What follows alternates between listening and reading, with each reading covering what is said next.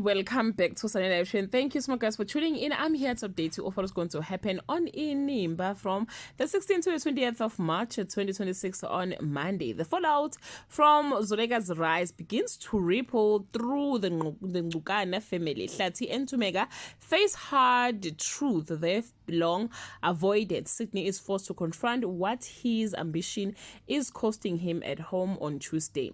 Yaqala-ke inkathazo. Nomfundiso discovers the truth behind the plan that sidelines Azande. Hlathi finally challenges the version of their marriage Thumeka has been holding onto. As alliances shift, Zolega realizes her next move could destroy everything on Wednesday.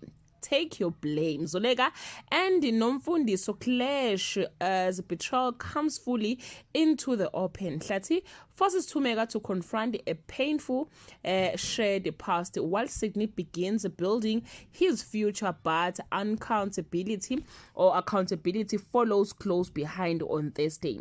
The Ngukana family gathers, but unity quickly turns into open warfare. Thumeka is forced to hear the truth about her role in the past just when tension peak and 10 changes everything on Friday.